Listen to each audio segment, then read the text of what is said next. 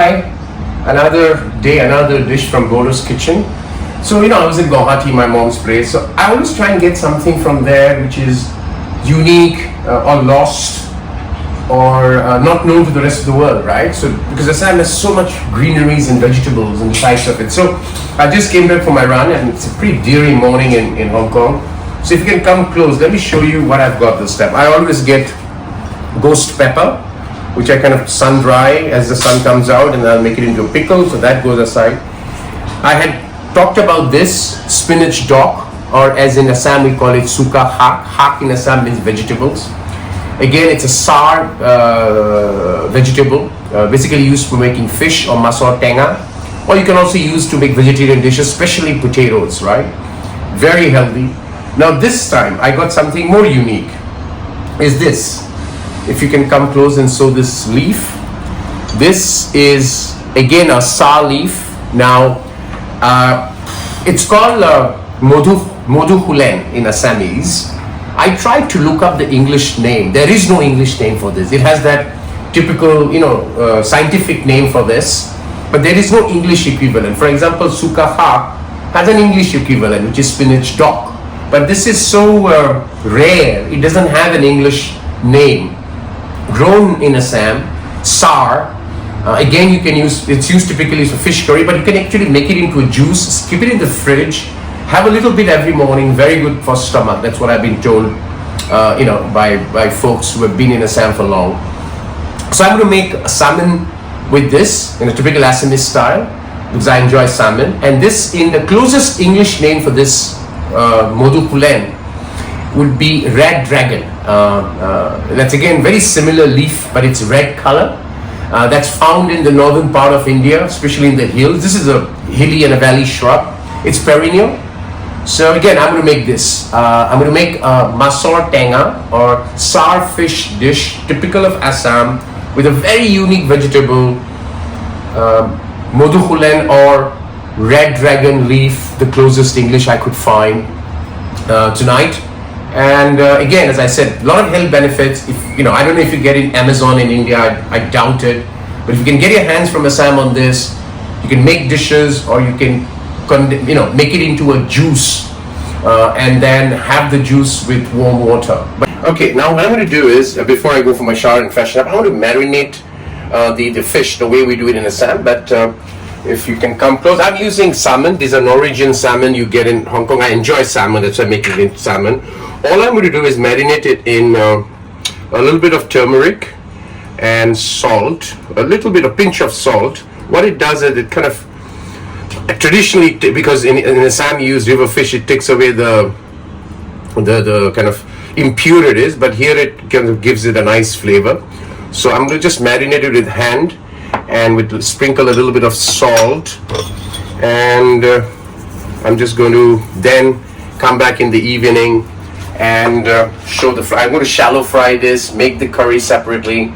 No onion, no garlic. Okay, so if it were to call it vegetarian, so you can have a vegetarian fish if you like, but replace the fish with potatoes or any paneer, but the curry base remains the same. Yeah. So we're going to come back in the evening, and I'm going to do this Madhuxulen, or in short of an English word, red, instead of red I'll call it green dragon leaf sour fish curry. Hi, this is a cooking time. It's a very simple dish, but the key ingredient is this, the Madhuxulen, or the what I call the green dragon leaf. I'm going to chop them into very fine pieces.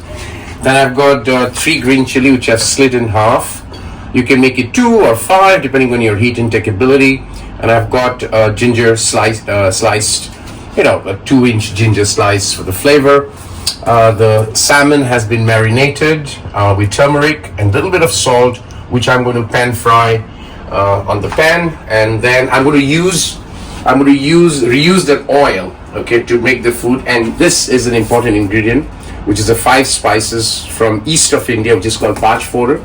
So Phoron is what? Nigella, cumin, fenugreek, fennel, and mustard seeds. So it has a very nice flavor, and the fennel seeds also help in digestion. Right? So I've got about 5-6 spoons of mustard oil. This dish has to be cooked in mustard oil. When I'm going to pan fry the salmon, Now whenever you're pan frying the salmon, first make sure that you don't put the skin first, because if you put the skin first, for any fish which has high skin or fat content on the skin, it will start to then wrinkle and it'll pull the meat apart. So I'm going to pan fry these, and then we will come back and do the cooking. Yeah. Right, so now it's cooking time. What I'm going to do is I'm going to reuse the same oil that I had used to fry the fish, and I don't have to smoke it because remember it's already smoked, right? So I'm just going to heat it up, and that's about it. So one thing I missed out was chopped red onion, right? This is a key ingredient which I completely forgot. You may choose not to put the onion, right? But as I said, no onion, no garlic. But I prefer to put the onion because it gives that a little bit of kind of freshness and base, because otherwise it becomes very watery, right? So let the oil get heated up, then I come back and we take the process. The oil is heated up, so I'm just going to first put the Panch Phoron, the 5 Eastern Indian 5 spices, and along with in goes the green chili. It's going to crackle a little bit, and as it crackles, I'm going to put in the chopped onion as well as the ginger, right? I'm going to fry this till the onion gets about golden brown, at which stage I'm going to add this, the Madhuxulen or the green dragon leaf, which I have chopped very fine, and add a little bit of turmeric, and that's about it. The dish is made. As the onion is kind of getting a little bit golden brown, at this stage I'm going to put these chopped leaves, and I'm going to basically fry this for a while till the leaf is completely, kind of melts, if you will, or completely gets mashed with the onion. And I'll put a little bit of green onion, a little bit of warm water, and that's the curry base. As you can see, the leaves are already melting at this point in time, right? That's the beauty of this. At this stage, I'm going to add a little bit of turmeric to give a little bit of the color to the base gravy. So I've kind of fried you can see the green dragon leaf has completely melted. At this stage, I'm just going to add some hot water because that's the curry base. Right, I have not yet put salt, so I'm going to put salt into the salt test later. That's the curry base. I'm going to cook the curry, and at this stage I'm going to put some salt, and I'll do the salt test as we go. I'm going to cover this up and simmer it before I put the fish, so that the fish absorbs the sourness of the leaf. As you can see, the leaf is already melted, right? So I'm going to cover it and cook it for about 5 minutes in slow flame before I add the fish. Right, so this has been cooking for some time now. It's all done. At this stage, what I'm going to do is just put the fish in the curry. I'm going to cover it up and cook for another 10 minutes so that the fish absorbs the juice as well as gets salted. So this is done,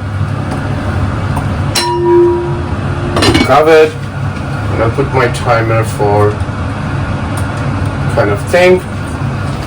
So that's a very unique Masor Tenga or sour fish, Assam, but made with a very unique vegetable that is found only in that part of the world.